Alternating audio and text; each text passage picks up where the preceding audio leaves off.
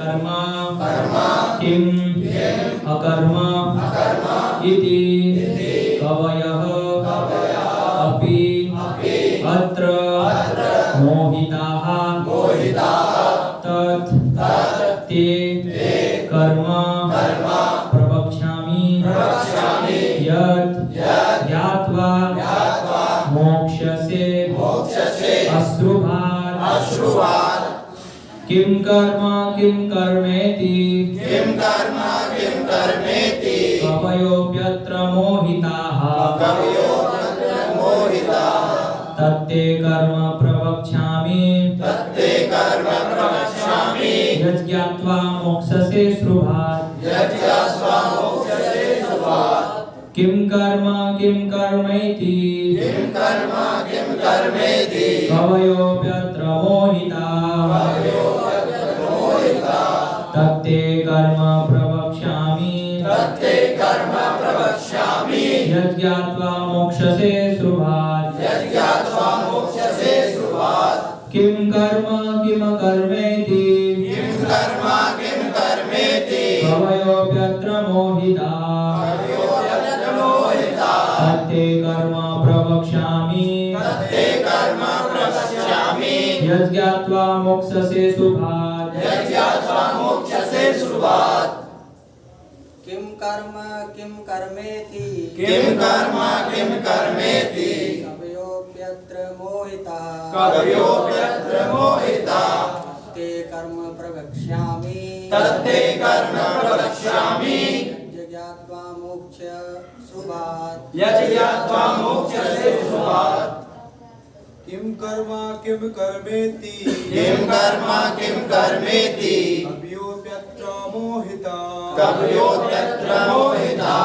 ते कर्म प्रवक्ष्यामि यज्ञात्वा मोक्षे श्रुभात् किं कर्म किं कर्मेति कवयोऽप्यत्र मोहिताः ते कर्म प्रवक्ष्यामि यज्ञात्वा मोक्षसे श्रुभात्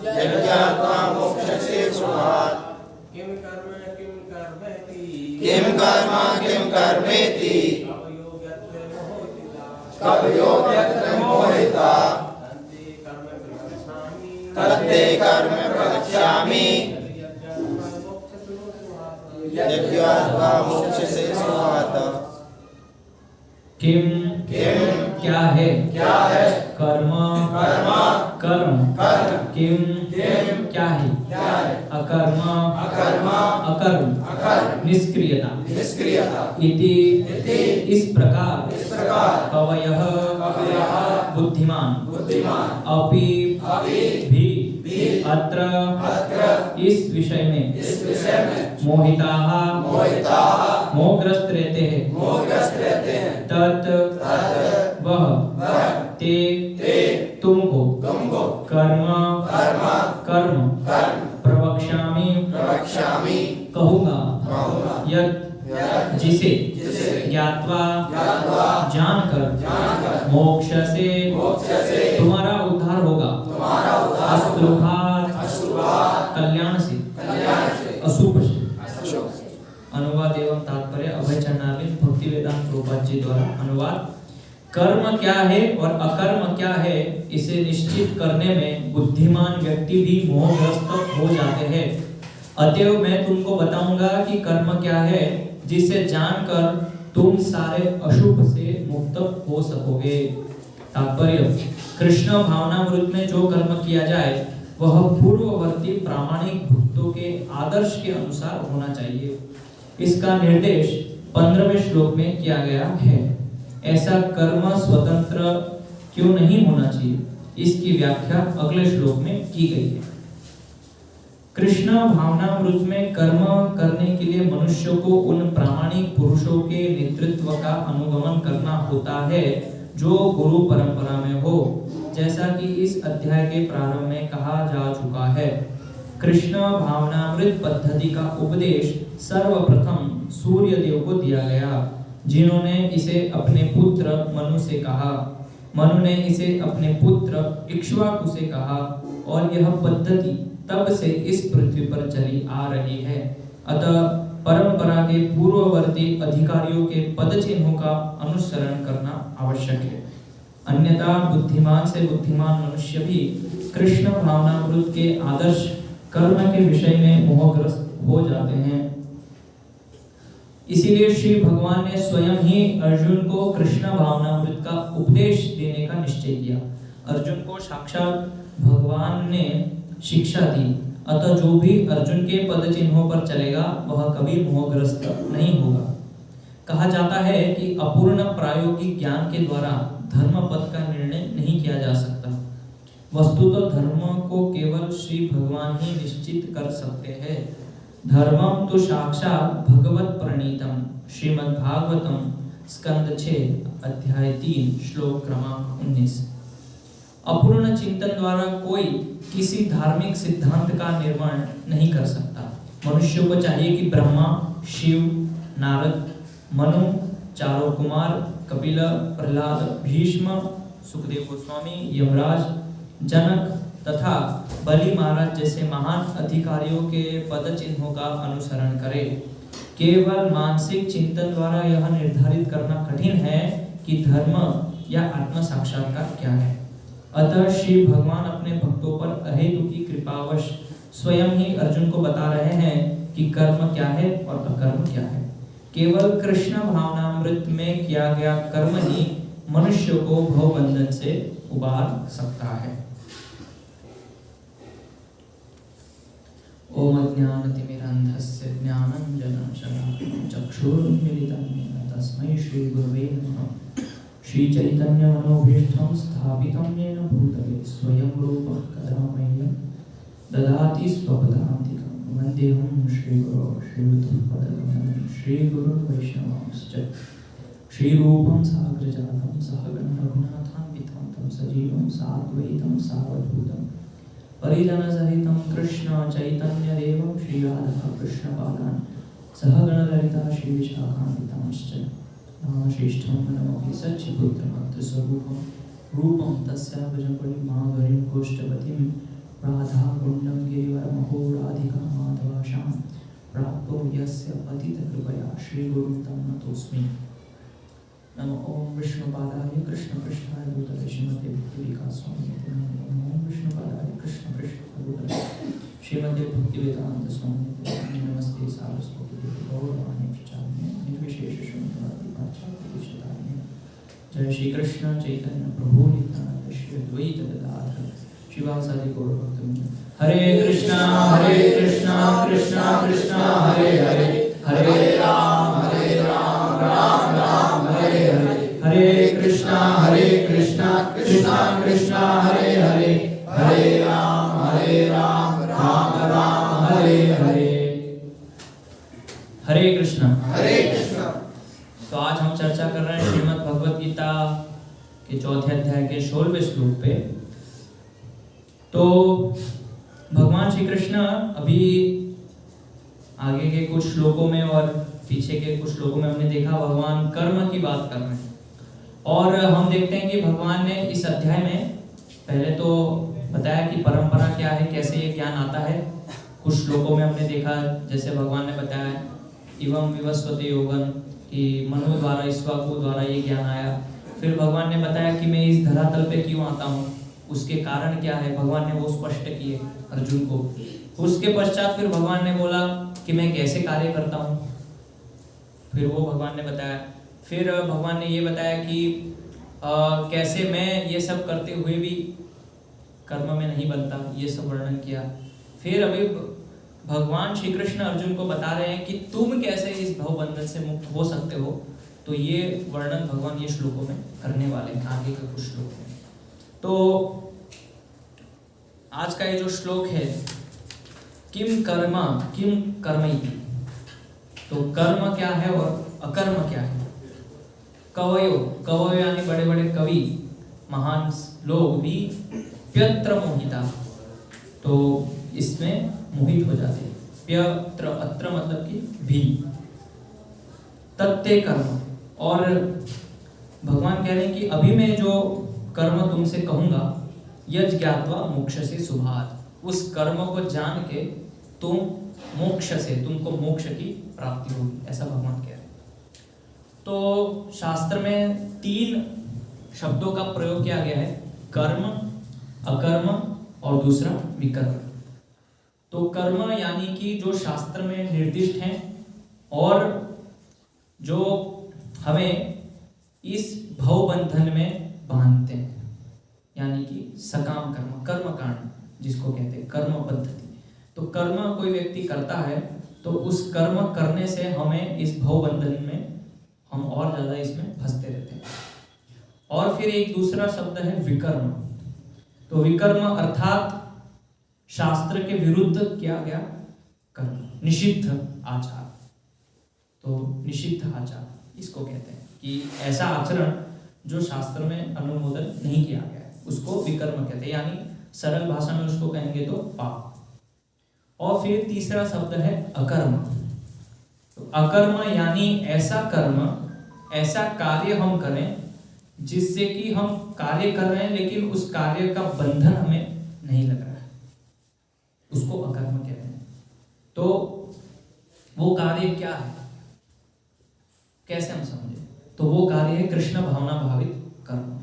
तो इसीलिए भगवान कह रहे हैं इस श्लोक में कि ये जो कर्म और अकर्म है, ये दो शब्द हैं, इसमें कई बार महान बुद्धिमान लोग भी फंस जाते हैं, समझ नहीं पाते कि ये कर्म है कि अकर्म है। तो इसलिए भगवान कह रहे हैं कि अभी मैं तुमको स्पष्ट करूंगा कि अकर्म क्या है और कर्म क्या है। तो हम देखते हैं कि ज्यादातर लोग समाज में, अभी वर्तमान समय में अगर हम देखें, अवलोकन करें समाज का, तो ज्यादातर लोग विकर्मी हैं। विकर्मी कैसे हैं? क्योंकि निषिद्ध आचार करते हैं, ऐसा आचरण, ऐसा व्यवहार जो कि शास्त्र में जिसका अनुमोदन नहीं है, और वो पाप कार्य में लिप्त होते हैं। और विकर्म करने से उनका जो मार्ग है भविष्य का, वो कहाँ जाता है? उनको नरक की ओर ले जाता है, नरक की ओर प्रशस्त होता है। लेकिन उसके अतिरिक्त कुछ गिने चुने लोग समाज में हैं जो कर्म करते हैं, सही कर्म, यानी शास्त्र के अनुसार कार्य करते हैं। तो वो कर्म करने का जो परिणाम है वो व्यक्ति को कहाँ ले जाता है? उच्च गति को, स्वर्ग लोक तक हमें ले जाता है कर्म करने से। तो जैसे मैंने कहा कि कर्म जो है वो इस संसार में बांधते हैं। तो कैसे बांधते हैं? तो जब कोई व्यक्ति कर्म करता है तो कर्म करने से जो उसको परिणाम मिलता है, तो कर्म यानी ऐसा कार्य जो कि शास्त्र में बताया गया हो और उसका एक विधि बताई गई कि ये विधि के अनुसार ये कर्म होता है। तो विधि का जब हम पालन करते हैं तो उससे परिणाम ये होता है कि हम स्वर्ग तक जाते हैं। और जब हम स्वर्ग में जाते हैं, कर्म करने के पश्चात परिणाम मिलता है, तो स्वर्ग में हम आनंद लेने के बाद वापिस इस भवबंधन में, इस भौतिक जगत में आते हैं। और फिर से हमको ये शरीर लेना पड़ता है और फिर से हमें कर्म करना पड़ता है। और जब हम अच्छे कर्म करते हैं तो फिर स्वर्ग जाते हैं, फिर वापिस नीचे आते हैं, फिर वापिस कर्म करते हैं और फिर वापिस स्वर्ग जाते हैं। तो इस प्रकार से ये चक्र कर्म का चलता है। उसी प्रकार से जो विकर्म है, विकर्म यानी कि जैसे मैंने बताया निषिद्ध आचरण, ऐसा आचरण जिसका कि शास्त्र में कोई अनुमोदन नहीं है, पाप कार्य। तो पाप कार्य विशेष रूप से शास्त्र में 4 महापाप बताए गए हैं। जैसे हम सभी को पता है, आप लोग भी जानते हैं कि नशा नहीं करना और व्यभिचार नहीं करना, ये सारे 4 महापाप बताए गए। उसके अतिरिक्त और भी अलग अलग शास्त्र में है, झूठ नहीं बोलना और बड़ों का सम्मान करना, बड़ों से व्यवहार अच्छे से रखना, उनसे अच्छे से बात करना, ये सारे सदाचार के नियम हैं जो कर्म के अंतर्गत आते हैं। लेकिन कई बार हम देखते हैं कि लोग इसका पालन जीवन में नहीं करते, आचरण नहीं करते सही से। तो ये निषिद्ध आचरण, ऐसा आचरण निषिद्ध जो कि इसका अनुमोदन नहीं किया गया। तो ऐसे गलत गलत कार्य करते हैं तो उससे क्या होता है कि परिणाम स्वरूप वो लोग नरक में जाते हैं। और फिर नरक में जो उन्होंने विकर्म किया है उसकी उनको वहां पे सजा मिलती है। और सजा मिलने के पश्चात वो इस भौतिक जगत में जिस प्रकार से उन्होंने कार्य किया है उस कार्य के अनुसार उनको उस प्रकार का शरीर प्राप्त होता है। अगर हम बहुत ही ज़्यादा ईर्ष्या करते हैं, लोगों से द्वेष करते हैं और हमारे पूरे जो कार्य हैं वो पूरे शास्त्र के विरुद्ध हैं, झगड़ा, ईर्ष्या, द्वेष, तो फिर हमें भगवान उस प्रकार का शरीर देते हैं। जैसे सांप है, तो सांप ज़्यादा ईर्ष्यालु होते हैं, द्वेषी होते हैं, तुरंत काटते हैं लोगों को। और फिर हम अगर आलसी हैं, सोते रहते हैं, तमोगुण में रहते हैं और गंदगी अच्छी लगती है, तो फिर भगवान हमें एक विशेष प्रकार का शरीर देते हैं, सुअर का, तो जिसमें कि सुअर नाली में रहता है, गंदगी में रहता है, क्योंकि हमारे कार्य ऐसे थे। तो उसी प्रकार से जिस प्रकार का हमारा कार्य होता है उसके अनुसार भगवान हमें शरीर देते हैं। लेकिन शास्त्र में ऐसा भी कोई कार्य बताया गया है कि जिससे करने से व्यक्ति को बंधन नहीं लगता। वो कार्य तो कर रहा है, लेकिन वो कार्य करने से उसको परिणाम ये होता है कि वो वापिस इस जगत में नहीं आता है, तो उसको कहा जाता है अकर्म। और वो अकर्म कहलाता है ऐसा कार्य जो हमने किया और उसका परिणाम या उसका जो फल है वो हमने भगवान को अर्पित किया। तो जब हम उस कार्य करने के पश्चात फल को भगवान को अर्पित करते हैं तो फिर हम उस कार्य के बंधन में नहीं फंसते हैं। और उससे परिणाम ये होता है कि जब हमारी मृत्यु होती है और उसके परिणाम स्वरूप हम भगवान के धाम, भगवत धाम वापिस जाते हैं और वहां से यहाँ पे वापिस नहीं लौटते।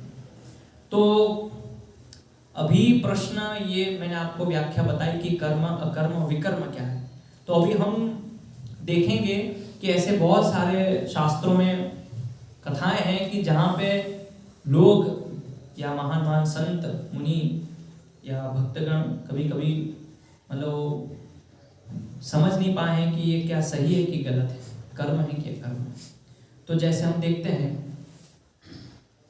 कि महाभारत में जब 5 पांडवों को द्रुत कीड़ा के लिए बुलाया गया था और दुशासन और दुर्योधन ने जब 5 पांडवों को आह्वान किया और वहां पे जब द्रुत कीड़ा चली और शकुनी ने अपनी चाल चली, तो हम देखते हैं कि किस प्रकार से युधिष्ठिर महाराज पूरी अपनी संपत्ति खो दिए थे, अपना पूरा राज्य, अपने भाइयों को दांव पे लगा दिया, अपने पूरे जो भी संपत्ति थी उसको दांव पे लगा दिया। और फिर हम देखते हैं कि उसके पश्चात उन्होंने अपनी पत्नी और स्वयं को भी जुए में दांव पे लगा दिया। ये कथा हम सुनते हैं। तो कथा इस प्रकार आगे बढ़ती है और फिर दुर्योधन और शकुनी और दुशासन ये लोग उकसाते हैं युधिष्ठिर महाराज को कि आपने अपने आप को दांव पे लगा दिया है, लेकिन एक चीज अभी भी रह गई है। तो कहते हैं कि क्या? तो बोलते हैं द्रौपदी जो है, तो द्रौपदी को आपने दांव पे नहीं लगाया। लेकिन युधिष्ठिर महाराज कहते हैं कि मैं खुद हार गया हूं, मैंने अपने आप को दांव पे लगा दिया है, तो मैं द्रौपदी को कैसे दांव पे लगा सकता हूँ खेल। बोले नहीं, आप हार गए तो आपको लगाना ही पड़ेगा। तो वहां पे युधिष्ठिर महाराज थोड़े कंफ्यूज हो गए, समझ में नहीं आया उनको क्या ये धर्म है कि अधर्म है। तो उन्होंने बिना समझे बिना विचारे द्रौपदी को खेल में दांव पे लगा दिया। और फिर उसके पश्चात हम देखते हैं कि जब द्रौपदी को दांव पे लगाया गया जुए में, तो फिर दुशासन द्रौपदी को भरी सभा में वस्त्र उनके खींचने का प्रयास करता है, बाल खींच के लेके आते हैं और उनको निर्वस्त्र करने का प्रयास करते हैं। और फिर दुशासन इतना विकर्म कार्य करता है कि वहां पे सभा में जो बड़े बड़े लोग बैठे थे, कृपाचार्य, द्रोणाचार्य, भीष्मदेव, कोई भी वहां पे कुछ भी नहीं बोलता है। और फिर द्रौपदी प्रश्न पूछती है और जो ब्राह्मण है उनसे बोलती है कि आप युधिष्ठिर महाराज से पूछ के आइए कि पहले उन्होंने दांव पे मुझे लगाया था कि वो स्वयं हार गए थे। तो ब्राह्मण पूछते हैं युधिष्ठिर महाराज से कि द्रौपदी का कहना है कि आपने जुए में सबसे पहले द्रौपदी को दांव पे लगाया था कि आप खुद हार गए थे उसके बाद। तो युधिष्ठिर महाराज समझाते हैं कि मैं हार गया था, उसके बाद मैंने द्रौपदी को जुए में दांव पे लगाया। तो ब्राह्मण जाते हैं द्रौपदी के पास और उनको ये संदेश देते हैं। लेकिन द्रौपदी कहती है कि ये धर्म के अनुसार नहीं है, ये उचित आचरण नहीं है। जब व्यक्ति हार जाए स्वयं द्रुत क्रीड़ा में, तो उसके बाद कोई प्रश्न ही नहीं है।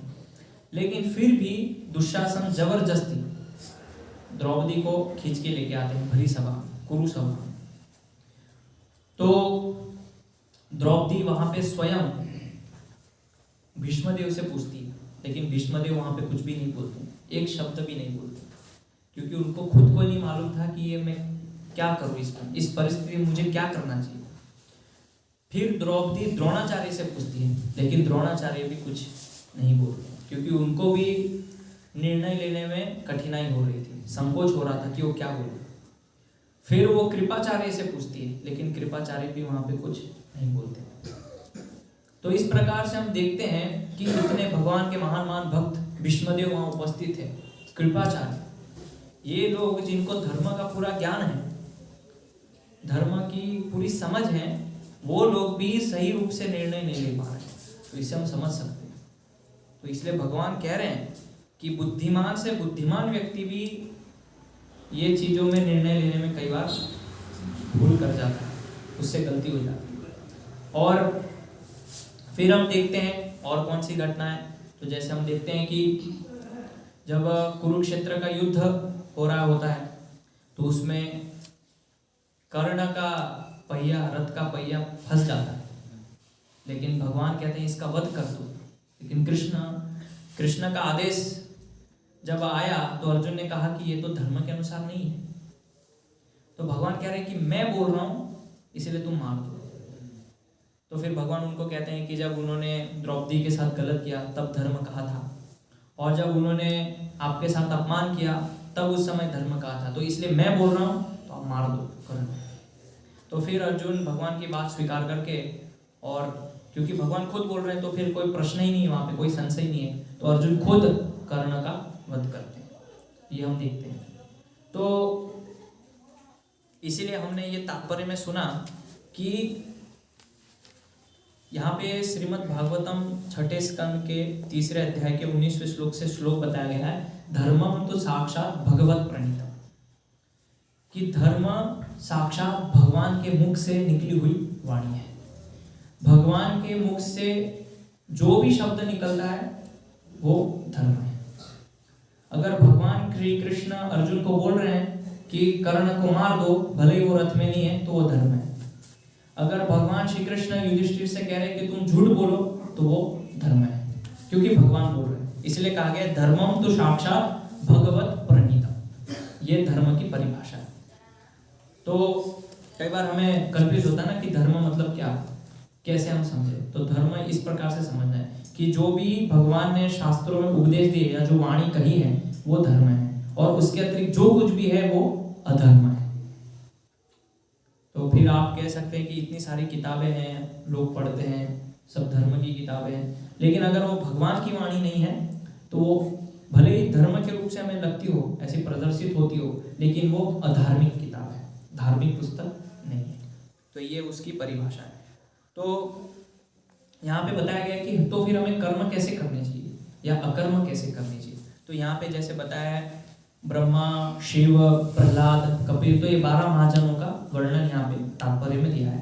तो 12 महाजन ये भगवान के भक्त हैं, और भगवान के भक्त होने के नाते भगवान ने इनको विशेष जिम्मेदारी दी है, कर्म कैसे करना है, भक्ति कैसे करनी है, और इनका अनुसरण हमें बद्ध जीवों को करना चाहिए।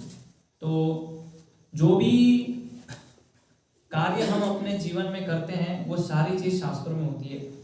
कैसे कथा में आप इस प्रकार से बैठे हैं, किस प्रकार से जप करना चाहिए, किस प्रकार से भगवान से प्रार्थना करनी चाहिए, तो ये सारी चीजें जो है शास्त्र में वर्णन है। और जो भगवान के महान भक्त कर चुके हैं पहले, उनके पद चिन्हों का हमें अनुसरण करना है।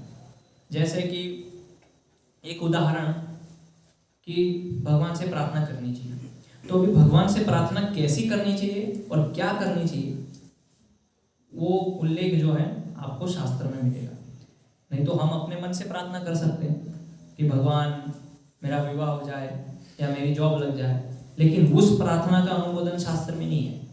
शास्त्र में बताया गया कि जब भी हम भगवान के मंदिर में या भगवान के पास जाते हैं तो खाली हाथ कभी नहीं जाना चाहिए। कुछ फल लेके, भगवान के लिए कुछ फूल या भगवान के लिए जो भी हो, हमें खाली हाथ मंदिर कभी नहीं जाना चाहिए।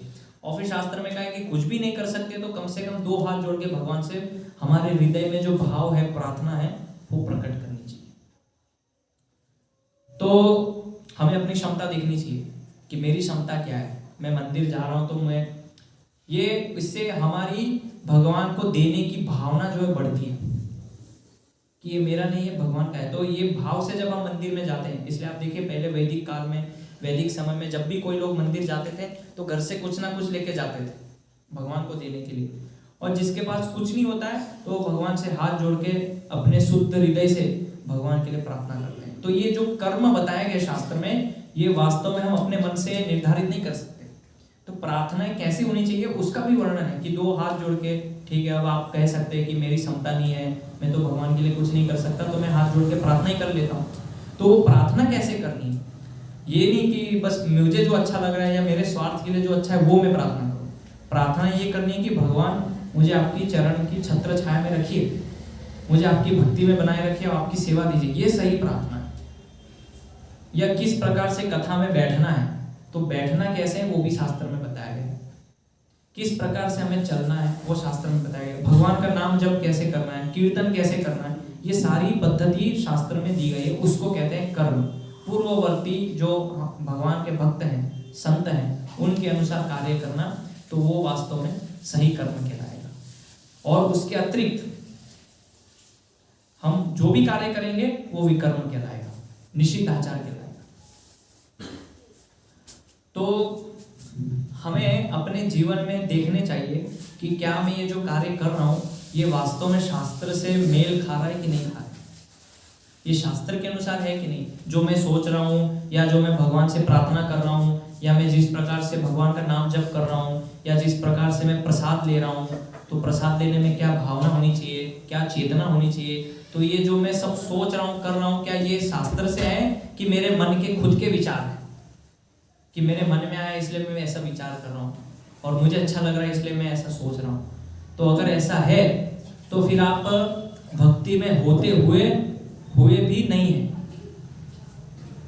बाहरी रूप से है लेकिन अंदर से नहीं।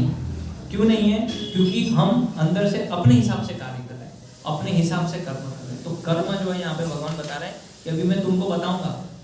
और फिर भगवान ने क्या बोला कि वो जान के तुम ये सारे शुभ अशुभ से मुक्त हो जाओगे। तो भगवान ने ऐसा अर्जुन को क्यों बोला? अर्जुन को भगवान ने ऐसा इसीलिए बोला क्योंकि हम देखते हैं प्रथम अध्याय में भगवान को अर्जुन ने बहुत सारे तर्क दिए कि ये धर्म है, धर्म का नाश हो जाएगा, ऐसा करेंगे तो ये हो जाएगा। बहुत सारी धर्म की चर्चाएं करी और वास्तव में वो सब सही थी। शिष्टाचार की दृष्टि से देखा जाए तो अर्जुन ने सब सही तर्क प्रस्तुत किए थे कि मैं गुरुजनों को कैसे वध करूं, यहाँ तो सब मेरे गुरुजन हैं, स्वजन हैं, इनको मैं नहीं मार सकता। सारे तर्क उन्होंने सही रखे थे कि स्त्रियां दूषित हो जाएगी, फिर समाज में वर्ण संकर प्रजाएं उत्पन्न होगी, फिर उथल पुथल होगी, पुरखों को जल कौन देगा। तो ये सारे तर्क जो अर्जुन ने रखे थे वो पूरे धर्म सम्मत थे। लेकिन एक समय ऐसा आया, हम देखते हैं दूसरे अध्याय में, कि जहां पे अर्जुन पूर्ण रूप से मोहित हो गए और फिर उन्होंने क्या बोला, शिष्यस्तेहम साधिमां त्वां प्रपन्ना। क्या बोला भगवान से कि अभी मैं आपका शिष्य हो गया हूं, तो अभी आप मुझे बताइए कि क्या करना है, क्या मेरे लिए उचित है, क्या नहीं, वो मुझे कृपया बताइए। तो ये जब अर्जुन ने प्रश्न पूछा तो उसी के उत्तर में भगवान ये सारी चीजें अर्जुन को बता रहे हैं, किम कर्म किम अकर्मेति। तो इसलिए भगवान बोल रहे हैं अर्जुन से कि खाली तुम नहीं, बड़े बड़े महान, क्योंकि अर्जुन भी महान व्यक्ति है, बुद्धिमान है। ऐसा नहीं कि अर्जुन के अंदर बुद्धि नहीं है, निर्लज है और उनको कुछ ज्ञान ही नहीं है शास्त्रों का। वो ज्ञान है तभी तो इतने सारे तर्क रख रहे हैं भगवान के सामने। तो महान बुद्धिमान व्यक्ति है। तो इसलिए भगवान कह रहे हैं कि बुद्धिमान व्यक्ति भी कई बार मोहित हो जाते हैं, ये समझने में त्रुटि करते हैं। तो इसलिए भगवान कह रहे हैं कि यज् ज्ञात्वा मोक्ष से शुभात् प्रवक्ष्यामि। प्रवक्ष्यामि यानी अभी मैं तुमको जो कहने जा रहा हूं तो मोक्ष से शुभात्, उससे तुमको मोक्ष मिलेगा। तो ये जो भौतिक संसार है, ये भौतिक जगत है, इस भौतिक जगत को हम कहते हैं पवर्ग। और भगवान का जो जगत है, भगवत धाम, उसको बोला गया है अपवर्ग। तो पवर्ग यानी पवर्ग अर्थात क्या?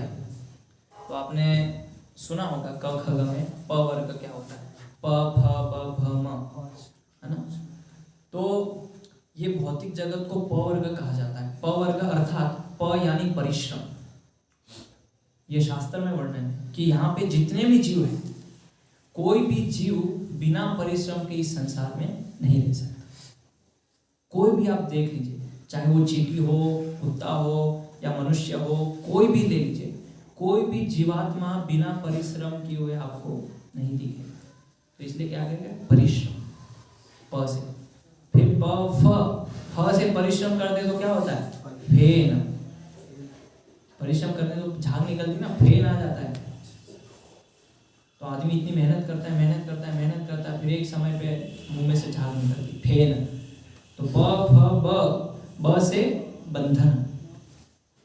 परिश्रम किया, उसने इतनी मेहनत की, बहुत संघर्ष किया, वो थक गया, फेन निकला, और उसका परिणाम क्या हुआ? बंधन। क्योंकि इतना सब मेहनत किया, लेकिन मेहनत का परिणाम ये हुआ कि वो वापिस इस संसार में फंस गया, बंधन। तो प फ ब भ से भय। भय रहता है सभी को। ऐसा अगर भय नहीं रहता है तो फिर लोग घर ही नहीं बनाते, खुले में रहते। अगर भय नहीं रहता तो लोग बैंक में अपना खाता ही नहीं खुलवाते। अगर भय नहीं रहता तो लोग घर में चाकू, तलवार, छुरी रखती। बहुत सारे आप गाँव में जाइए, लोग रखते हैं आज भी कि कोई आ गया तो कुछ होना चाहिए घर में। तो भय है हमें। कोई ये नहीं कह सकता कि नहीं मैं निर्भय हूँ, और अगर वो कह भी रहा है तो उसकी मूर्खता है। सब इस संसार में जितने भी जीव है सभी भयभीत हैं। इसलिए तो भगवान ने अपनी अपनी रक्षा के लिए भगवान ने सबको सुविधा दी है। कुत्ते को भगवान ने पंजे दिए, नाखून दिए, दांत दिए, और गाय बैलों को भगवान ने सींग दिए अपनी रक्षा करने। तो भय है ना, भय है, इसीलिए तो भगवान ने सुविधाएं दी। तो इस संसार में जितने भी जीवात्मा है सबको भय है। किसका भय है? मृत्यु का, कि मैं मर नहीं जाऊँ, ऐसा भय है। और ये सोच सोच के ही जीवात्मा पूरा जीवन मेहनत करता है, खाली ये एक चीज सोच के कि मेरी मृत्यु नहीं हो, और ये सोचता है कि मैं जीवंत रहूंगा, हमेशा जीवंत रहूंगा। तो जीवंत रहूंगा तो क्या करेंगे? परिश्रम करेगा, क्योंकि जीवंत रहेगा तो कुछ तो चाहिए, पैसा चाहिए, गाड़ी, घर, बंगला चाहिए। तो खाली रह के क्या करेंगे संसार? तो फिर उसके लिए परिश्रम करना पड़ता है। और फिर भय से क्या होता है? मृत्यु। प फ ब भ म। तो इसीलिए इस संसार को म यानी मृत्यु, जो कि आखिरी इस जगत का परिणाम है, मृत्यु। इसलिए इस संसार को क्या बोला गया? पवर्ग। और भगवान का जो जगत है उसको अपवर्ग। तो जैसे हम कोई भी संस्कृत में शब्द लगाते हैं तो पवर्ग, तो उसके आगे अ लगा देते, तो यानी क्या हो जाता है? उसका उल्टा हो जाता है, पवर्ग। और भगवान का जगत अपवर्ग। जैसे संस्कृत में ये व्याकरण होता है, तो उसमें कोई भी शब्द जब आप आगे अ लगा देते हैं तो उसका विरुद्ध हो जाता है। तो इसी प्रकार से हमें ये भगवान जो कह रहे हैं अर्जुन से कि यज्ञात्वा मोक्ष से सुभात, ये भगवान से सुन के, श्रवण करके, ये जो जगत पवर्ग जगत है, ये पवर्ग जगत से निकल के भगवान का जो जगत अपवर्ग है, उस जगत में जाने की तैयारी करनी चाहिए। तो इसीलिए भगवान आगे फिर वर्णन करते हैं अर्जुन को 17वें अध्याय में कि कर्मणो ह्यपि बोधव्यम च विकर्मणः अकर्मणश्च बोधव्यम गहना कर्मणो गतिः। कर्म की बारीकियों को समझना अत्यंत कठिन है, अतः मनुष्य को चाहिए कि वह ठीक से यह जाने कि कर्म क्या है, विकर्म क्या है और अकर्म क्या है। तो मैंने आपको बताया जिस प्रकार से वर्णन किया कि कर्म क्या, किसको कहा जाता है, और अकर्म किसको कहा जाता है, और विकर्म किसको कहा जाता है। और ये सब सुनने के बाद भी अगर व्यक्ति अकर्म नहीं कर पाता है तो उसका जीवन व्यर्थ है, क्योंकि कर्म से भी बंधन होता है और विकर्म से भी बंधन होता है। लेकिन जो अकर्म है, अकर्म से हमारा बंधन इस जगत में नहीं होता है। इसीलिए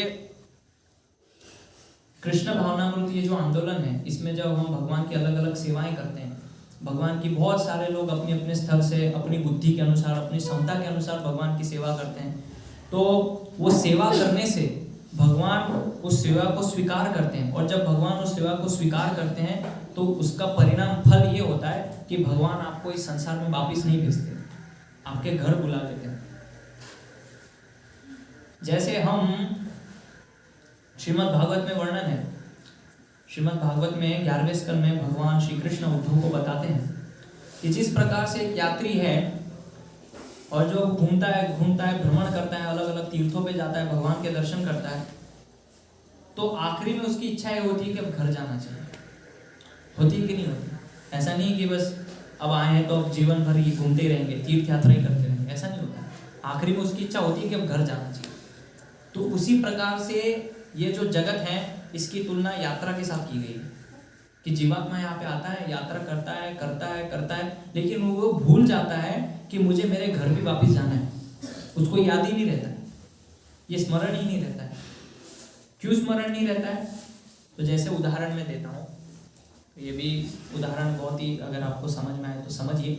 जैसे हम यात्रा करने निकले हैं मान लीजिए, और यात्रा करने के दौरान यात्रा करते करते आपको बहुत ही आकर्षक चीज़ें बीच में मिल गई, झील मिल गई, तालाब मिल गया, या बगीचा मिल गया, या कुछ सुंदर प्रकृति मिल गई, तो आप वहीं खड़े रह जाएंगे और उसी को निहारते रहेंगे। फिर थोड़ा आगे गएंगे तो तालाब देख लेंगे, थोड़ा और आगे जाएंगे तो बगीचे में घुस जाएंगे। तो ऐसी आकर्षक चीज़ें भगवान ने इसी प्रकार से भौतिक जगत में बनाई है। क्या है वो आकर्षक चीज़ें? टीवी, मोबाइल, स्मार्टफोन, स्मार्ट घड़ी।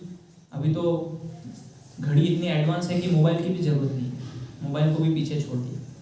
बड़ी LCD स्क्रीन की टीवी, पल्सर बाइक, अपाची, और कौन सी गाड़ियाँ 4 व्हील में फरारी, BMW, मर्सिडीज, ऐसी आकर्षक चीज़ें भगवान ने बनाई है। और जीव इस जगत में आता है और ऐसी ऐसी चीज़ों को देखता है, आकर्षित हो जाता है और वो भूल ही जाता है कि मुझे अपने घर जाना है।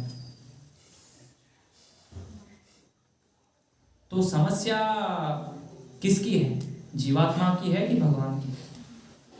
जीवात्मा की है, क्योंकि उसको खुद को स्मरण नहीं है, उसके लिए ध्यान में होना चाहिए, ये लक्ष्य में होना चाहिए उसके केंद्र में कि मुझे घूम फिर के मुझे घर जाना है, वापस मुझे घर पे पहुंचना है। तो उसी प्रकार से ये जो भगवान ने शरीर दिया है, मुझे यहाँ पे अकर्म करके सब कार्य समाप्त करके, इस जीवन में सब समाप्त करके भगवान के घर वापस जाना है। मैं गलत जगह पे हूँ, मैं भटक गया हूँ यहाँ पे, क्योंकि आकर्षक चीज़ें ये जो बनाई है उसमें मैंने अपने आप को फंसा लिया है। तो मुझे वापस घर जाना, ये हमारे दिमाग में होना चाहिए अच्छी तरीके से, क्योंकि हमारा घर थोड़ी है, हम तो मेहमान हैं यहाँ पे।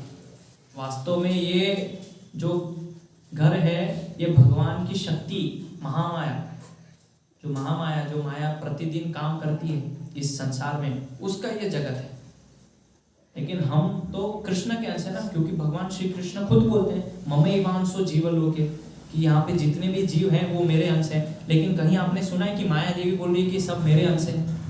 नहीं बोल रही। इसका मतलब कि हम माया के निवासी नहीं हैं, हम कृष्ण वासी हैं, गोलोकवासी हैं, ब्रजवासी हैं।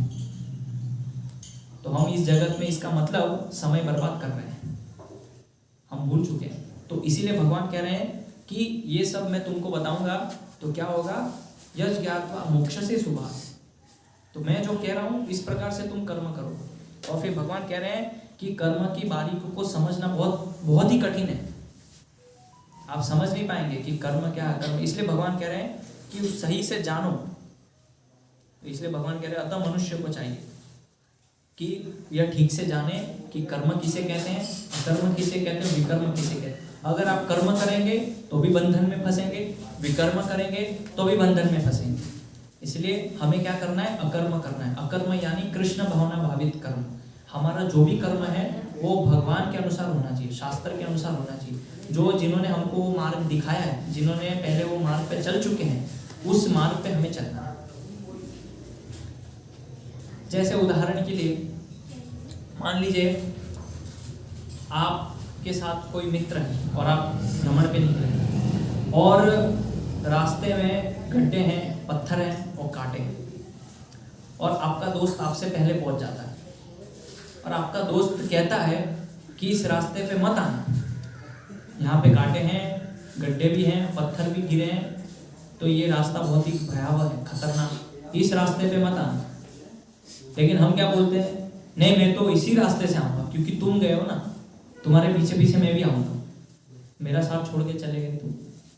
तो इसी प्रकार से हमको जो भगवान के भक्त हैं, ये जो महाजन हैं, ये कह रहे हैं कि संसार में मत जाइए, यहाँ पे मत फंसिए, क्योंकि ये संसार इस प्रकार से है, आपको बांधता है। लेकिन हम क्या बोलते हैं, नहीं हम तो जाएंगे, हम तो उसका अनुभव करेंगे और फिर अनुभव करके वहाँ सीखेंगे, उसके बाद हम भगवान के घर जाएंगे। तो वास्तव में हम लोग की जो बुद्धि है, मति है, वो पूरी विपरीत दिशा में काम करती है। ये जीवात्मा का स्वभाव है, अच्छी चीजें वो ग्रहण नहीं करता है, हमेशा बुरी चीजें पहले स्वीकार करता है, ये उसकी मति है हमेशा। तो कहते हैं कि इसकी मति मारी गई, ऐसा कहते हैं ना लोग गाँव में, मति मार गई। तो मति इसलिए मार गई क्योंकि कभी भी वो जो चीजें सही रहती है, इसीलिए लोग कई बार कहते हैं कि भलाई का तो जमाना ही नहीं रहा, बोलते हैं, बहुत सारे लोग बोलते हैं कि भलाई का कोई जमाना ही नहीं, क्योंकि अच्छी चीज बताते हैं लोग उसका उल्टा ही करते हैं, जितना भी आप अच्छा बताओ।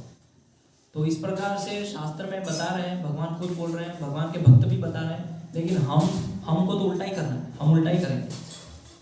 हम भी तो जरा ये संसार का रस लेके देख ले, यहाँ पे क्या क्या हो रहा है, थोड़ा वो देख ले, आनंद ले ले उसका, उसके बाद हम देखेंगे।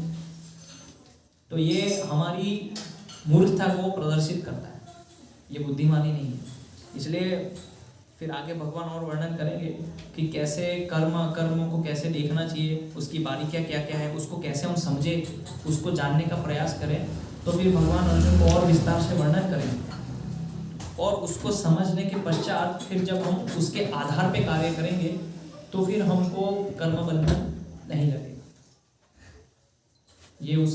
ये श्लोक का सार है कि प्रत्येक कर्म प्रवक्ष्यामि यज् ज्ञात्वा मोक्षसे सुखम्, कि अभी मैं जो तुमको कह रहा हूँ उसको सुनो और फिर सुन के तुम मोक्ष को प्राप्त करो।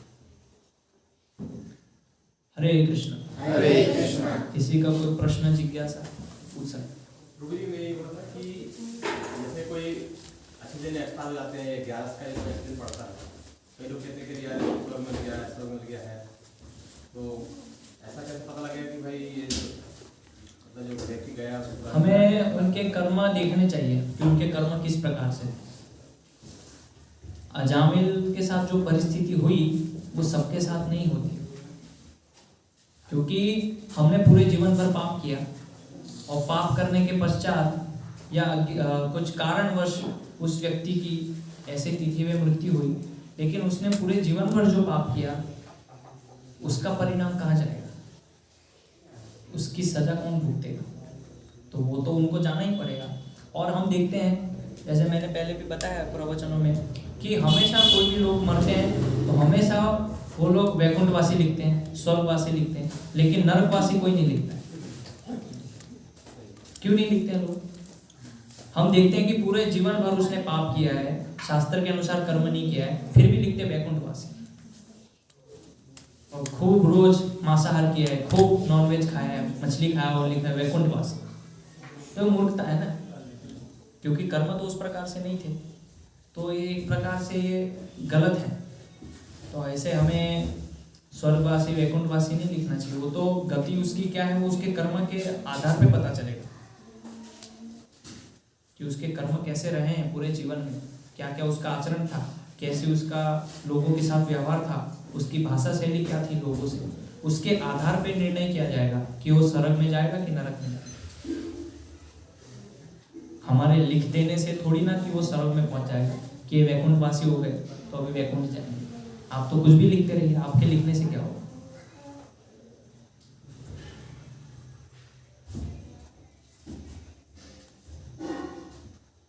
जैसे युधिष्ठिर महाराज जी ने मतलब सबको दाव पर लगा दिया था जी, तो मतलब ऐसी प्रेरणा मिली कि मतलब सबको दाव पर लगा दिया और फिर बाद में उनको स्वर्ग में जगह मिली। देखिए, भगवान अपने भक्तों से विशेष कार्य करवाना चाहते हैं। भगवान के जो भक्त होते हैं, तो भगवान के भक्त हर परिस्थिति में संभाव रहते हैं, वो विचलित नहीं होते। आप देखिए युधिष्ठिर महाराज 5 पांडवों पे इतने संकट आए, लेकिन उन्होंने भगवान की भक्ति नहीं छोड़ी, कभी भी नहीं छोड़ी। तो ये प्रदर्शित करता है। और हम देखते हैं भगवान के जो एक महान भक्त सुदामा, उनकी परिस्थिति कैसे थी, लेकिन फिर भी उन्होंने भगवान से कुछ नहीं मांगा। वो तो उनकी पत्नी ने बोला और सुदामा वहाँ गए, उनकी मनसा समझ के भगवान ने दिया, वो अलग बात है। लेकिन सुदामा ने कभी नहीं बोला कि मेरे बच्चों के पास खाना नहीं है, उनको खाना नहीं मिल रहा है, मेरे पास घर नहीं है, रहने के लिए अच्छा घर होना चाहिए, कपड़े नहीं है, कपड़े की व्यवस्था होनी चाहिए, ऐसा सुदामा ने नहीं बोला। तो कहने का अर्थ यह है कि भगवान अपने भक्तों से कुछ विशेष शिक्षा लोगों के लिए देना चाहते हैं कि तुम सीखो मेरे भक्तों के जीवन से और जानो कि मेरे भक्त देखिए कैसे कार्य कर रहे हैं। तो युधिष्ठिर महाराज एक राजा है और राजा को द्यूत और युद्ध ये दोनों में हमेशा आगे रहना चाहिए। अगर कोई लड़का है तो ये युद्ध में वो गए और द्यूत कीड़ा उसमें भी हो गए। तो जब हम द्यूत कीड़ा करते हैं तो भगवान ये सिखाना चाह रहे हैं भक्तों के माध्यम से कि कोई कितना भी महान व्यक्ति क्यों ना हो, लेकिन जब वो गलत चीज में जाता है तो फंस जाता है उसमें, इसलिए गलत कार्य नहीं करना चाहिए।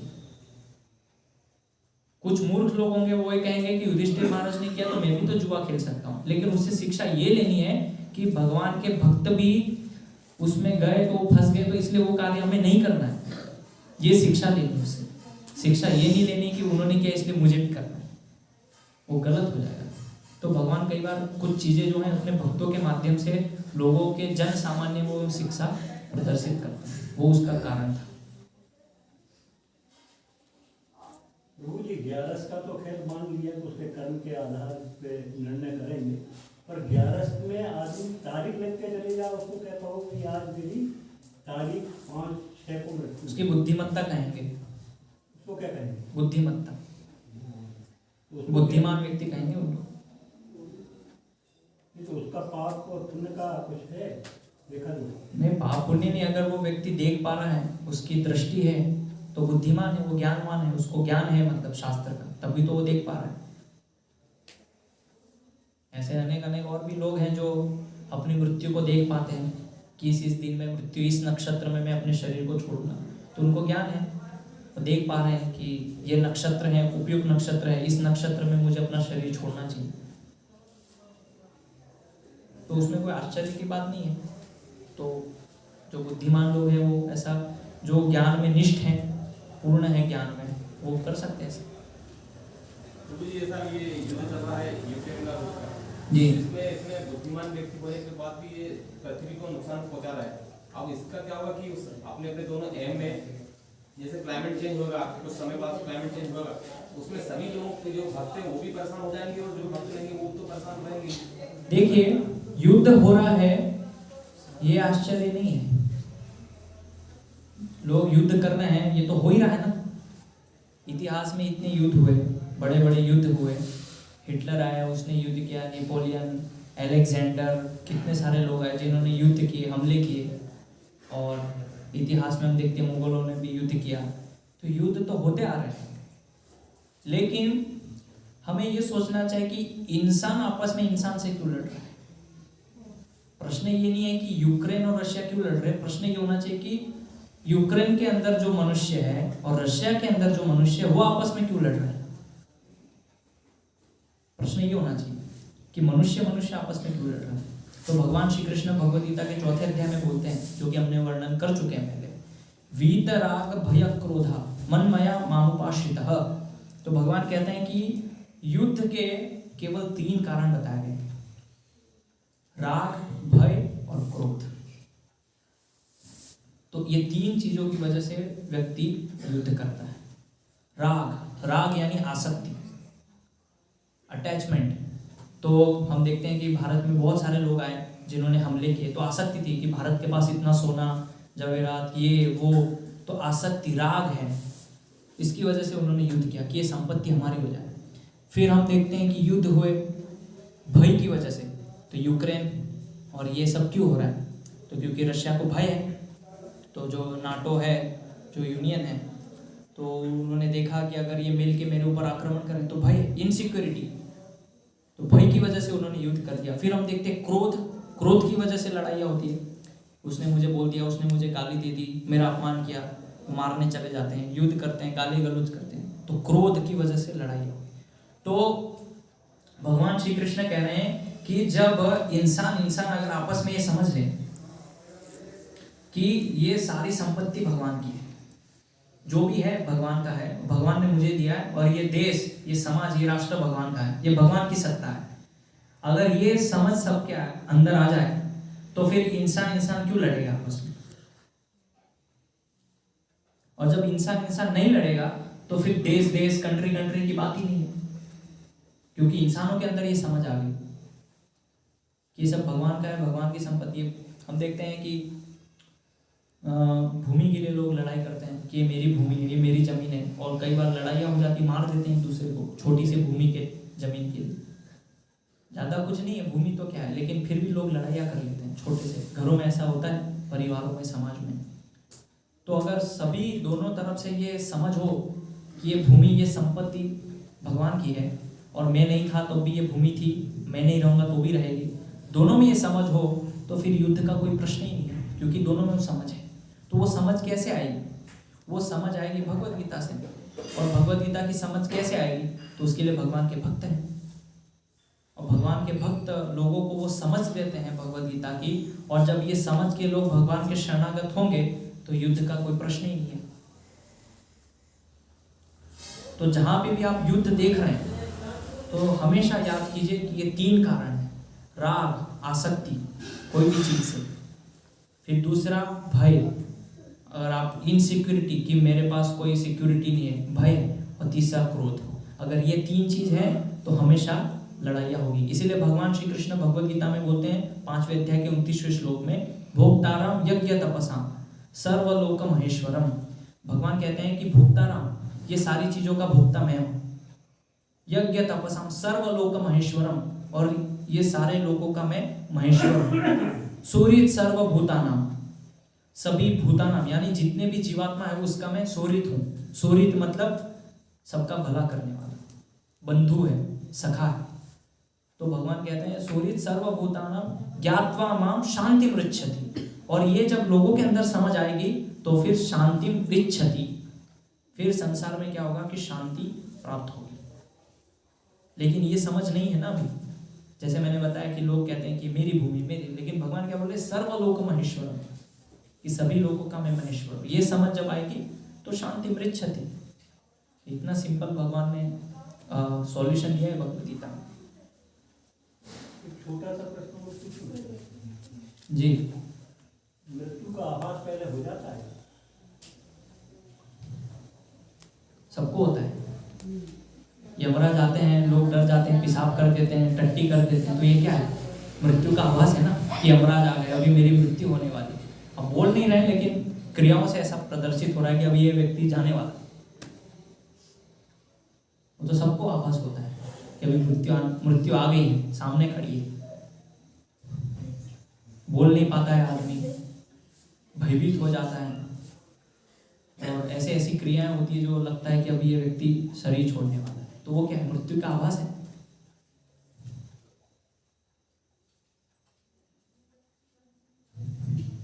तो वो चलते फिरते तैयारी कर लेता है?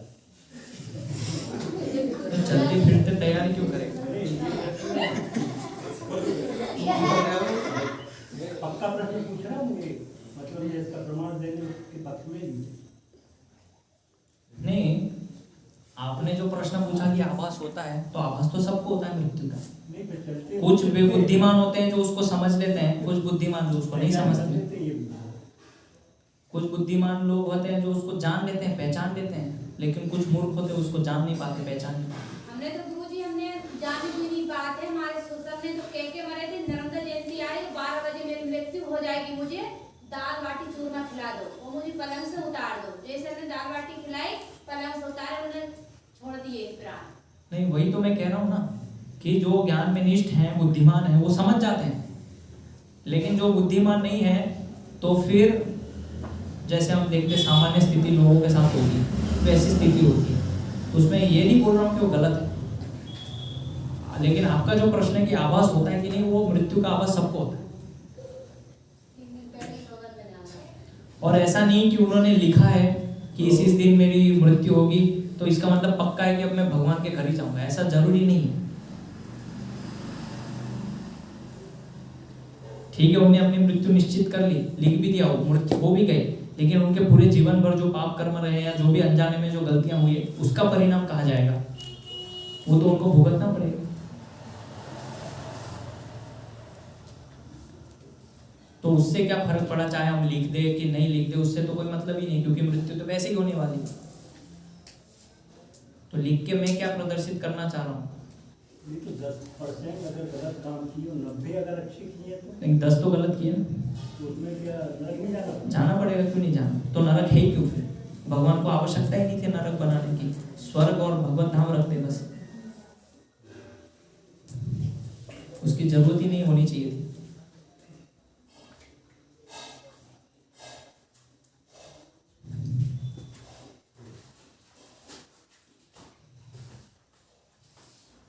हरे कृष्ण। श्रीमद् भागवतम की जय, श्रीमद् भगवद गीता की जय, शिल प्रभुपाद की जय।